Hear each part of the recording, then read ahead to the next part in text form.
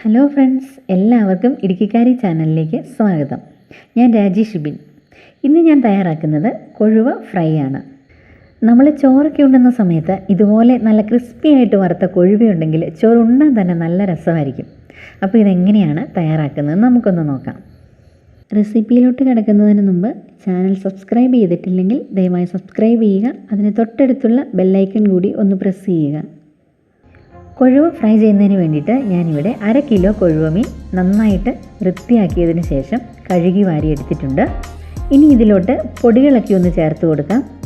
ഞാനിവിടെ 1 teaspoon Kashmiri chilli powder ചേർക്കുന്നു, 1/2 spoon മുളക് പൊടി ചേർക്കുന്നു, 1/4 സ്പൂൺ മഞ്ഞൾപ്പൊടി, 1/2 സ്പൂൺ കുരുമുളക് പൊടി, 1 സ്പൂൺ ഇഞ്ചിയും വെളുത്തുള്ളിയും ചതച്ചത്.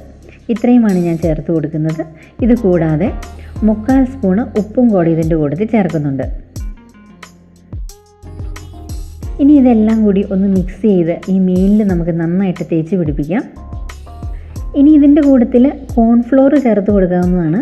മീൻ കൂടുതൽ ക്രിസ്പി ആയിട്ട് വറുത്തെടുക്കണമെന്നുണ്ടെങ്കിൽ ഒരു 3 സ്പൂൺ കോൺഫ്ലോർ എങ്കിലും ഈ 1/2 കിലോ മീനിലോട്ട് ചേർക്കണം. ഞാനിപ്പോൾ ചേർക്കുന്നില്ല. കൂടുതൽ ക്രിസ്പി ആയിട്ട് കിട്ടണമെന്നുണ്ടെങ്കിൽ അതുകൂടെ ഒന്ന് ചേർക്കുക. ഇതുപോലുള്ള ചെറുമീനുകൾ നമ്മുടെ ഭക്ഷണത്തിൽ ഉൾപ്പെടുത്താൻ എല്ലാവരും ശ്രദ്ധിക്കുക. കാരണം ഇത് ഒമേഗ 3 ഫാറ്റി ആസിഡ്സിൻ്റെ ഒരു കലവറയാണ്. ഇത് ഹൃദയത്തിൻ്റെ ആരോഗ്യത്തിന് വളരെ നല്ലതാണ്. അപ്പോൾ ഇതുപോലുള്ള മീനുകൾ, ചെറുമീനുകൾ നമ്മൾ തീർച്ചയായും ഭക്ഷണത്തിൽ ഉൾപ്പെടുത്തണം. ഞാനിത് മിക്സ് ചെയ്തതിന് ശേഷം 1/2 മണിക്കൂർ ഇതൊന്ന് റെസ്റ്റ് ചെയ്യുന്നതിന് വേണ്ടി വെക്കുന്നുണ്ട്. മസാലയെല്ലാം ഈ മീനിലോട്ട് നന്നായിട്ടൊന്ന് പിടിക്കട്ടെ. ഇനി ഇത് വറുത്തെടുക്കുന്നതിന് വേണ്ടി ഞാൻ ഇതുപോലൊരു പാൻ ചൂടാക്കി എടുത്തിട്ടുണ്ട്. ഇതിലോട്ട് ആവശ്യത്തിന് എണ്ണ ഒഴിച്ചു കൊടുക്കുക. എണ്ണ നന്നായി ചൂടായി കഴിയുമ്പോൾ ഫ്ലെയിം ഒന്ന് കുറച്ചതിന് ശേഷം നമുക്കിതിലോട്ട് മീൻ തിരുമ്മി വെച്ചിരിക്കുന്നത് ഇട്ട് കൊടുക്കാം. മീൻ എണ്ണയിലോട്ടിട്ട് ഒരു 2-3 മിനിറ്റിന് ശേഷം ഞാൻ ഈ പാൻ ഇതുപോലൊന്ന് ചുറ്റിച്ച് കൊടുക്കുന്നുണ്ട്. ഈ മീനിൻ്റെ അടിവശം നന്നായിട്ട് മൊരിഞ്ഞു വന്നതിന് ശേഷം മാത്രമേ ഇത് മറിച്ചും തിരിച്ചും ഇട്ട് കൊടുക്കാവുള്ളൂ. അല്ലെന്നുണ്ടെങ്കിൽ ഇത് പൊടിഞ്ഞു പോകും. അതൊന്ന് ഒഴിവാക്കുന്നതിന് വേണ്ടിയിട്ടാണ് ഞാൻ ഈ ചട്ടി ഇതുപോലൊന്ന് ചുറ്റിച്ച് കൊടുത്തത്. കൂടുതൽ എണ്ണ ഒഴിച്ചിട്ടാണ് മീൻ വറുത്തെടുക്കുന്നതെങ്കിൽ അങ്ങനെയൊരു പ്രശ്നം ഉണ്ടാവില്ല. നമ്മൾ ചിപ്സൊക്കെ വറുത്ത് കോരുന്നത് പോലെ തന്നെ ഇതും വറുത്ത് കോരിയെടുത്താൽ മതിയാവും. ഞാനിവിടെ കുറച്ച് എണ്ണ ഒഴിച്ചിട്ടാണ് ഇത് വറുത്തെടുക്കുന്നത്. അതുകൊണ്ടാണ് ഇതുപോലെ ഒന്ന് ചട്ടി ചുറ്റിച്ച് കൊടുത്തത്. ഇപ്പോൾ ഇതിൻ്റെ ഒരു സൈഡ് ഉണങ്ങി വന്നിട്ടുണ്ട്. ഇനി ഇതൊന്ന് മറിച്ചിട്ട് കൊടുക്കാം. ഈ മീൻ വറുത്തെടുക്കുന്നതിന് അധികം സമയമൊന്നും വേണ്ട. ഒരു 10-12 മിനിറ്റ് കൊണ്ട് തന്നെ നമുക്കിത് നല്ല ക്രിസ്പി ആയിട്ട് വറുത്തെടുക്കാവുന്നതാണ്. ഞാനിത് ഒന്നുകൂടൊന്ന് മറിച്ചും തിരിച്ചും ഇട്ട് കൊടുക്കുന്നു. ഇപ്പോൾ ഇത് നന്നായിട്ട് ഫ്രൈ ആയി വന്നിട്ടുണ്ട്. ഇനി ഞാനിത് കോരിയെടുക്കാം.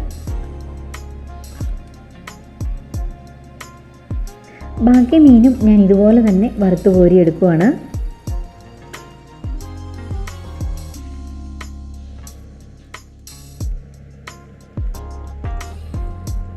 അതിനുശേഷം ഞാനൊരു സവോള കൂടി ഇതിലോട്ട് ചേർത്ത് വറുക്കുന്നുണ്ട്. ഒരു മീഡിയം സവോള നീളത്തിൽ അരിഞ്ഞിട്ടുള്ളതാണ് ഞാനിപ്പോൾ ചേർത്ത് കൊടുക്കുന്നത്. സവോള അരിഞ്ഞതിട്ടിട്ട് ഒരു 2-3 മിനിറ്റ് ഒന്ന് കഴിഞ്ഞതിന് ശേഷം ഞാൻ ഇതിലോട്ട് കുറച്ച് പച്ചമുളക് കൂടി കീറിയത് ഇട്ട് കൊടുക്കുന്നുണ്ട്. പച്ചമുളക് വറുക്കുമ്പോൾ അതൊന്ന് കീറിയതിന് ശേഷം ഇടുക, അല്ലെങ്കിൽ അത് എണ്ണയിൽ കിടന്ന് പൊട്ടിത്തെറിക്കും. അപ്പം നമ്മുടെ ദേഹത്തോട്ട് എണ്ണ തെറിച്ച് വരാനായിട്ടുള്ള ചാൻസ് കൂടുതലാണ്. 1/4 സ്പൂൺ ഉപ്പ് കൂടി ചേർത്ത് കൊടുക്കുക. സവോളയും പച്ചമുളകും ഒരു 3/4 മൂപ്പിലോട്ട് എത്തിക്കഴിയുമ്പോഴത്തേനും നമുക്ക് കുറച്ച് വേപ്പില കൂടി ഇതിലോട്ട് ചേർത്ത് കൊടുക്കാം.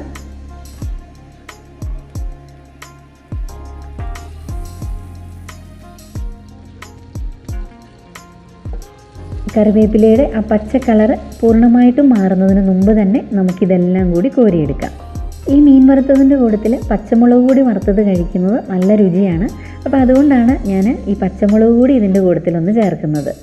ഇത് നല്ല ക്രിസ്പി ആയിട്ട് വറുത്തെടുക്കാനായിട്ട് പ്രത്യേകം ശ്രദ്ധിക്കുക. കാരണം അങ്ങനെയാണെങ്കിൽ നമ്മളിതിൽ നിന്ന് മുള്ളൊന്നും സെപ്പറേറ്റ് ചെയ്ത് കളയേണ്ട ആവശ്യമില്ല. നമ്മുടെ വീടുകളിലെ കുട്ടികൾക്ക് ധൈര്യമായിട്ട് നമുക്ക് മുള്ള് തൊണ്ടയിൽ പോകുന്നുള്ള പേടിയൊന്നുമില്ലാതെ അവർക്ക് കഴിക്കാനായിട്ട് കൊടുക്കാനും പറ്റും. അപ്പോൾ നമ്മുടെ കൊഴുവ ഫ്രൈ റെഡി ആയിട്ടുണ്ട്. ഇത് ചോറിൻ്റെയോ കപ്പയുടെയോ ഒക്കെ കൂട്ടത്തിൽ നല്ല കോമ്പിനേഷനാണ്. അപ്പോൾ എല്ലാവരും ഇതുപോലൊന്ന് ട്രൈ ചെയ്ത് നോക്കുക. നിങ്ങളിൽ ആരെങ്കിലും ഇടുക്കിക്കാരി ചാനൽ സബ്സ്ക്രൈബ് ചെയ്യാതെ ഈ വീഡിയോ കാണുന്നുണ്ടെങ്കിൽ ദയവായി ഒന്ന് സബ്സ്ക്രൈബ് ചെയ്യുക. വീഡിയോ ഇഷ്ടമായാൽ ലൈക്ക് ചെയ്യുക. പുതിയൊരു റെസിപ്പിയുമായി പുതിയ വീഡിയോയിൽ നമുക്ക് വീണ്ടും കാണാം.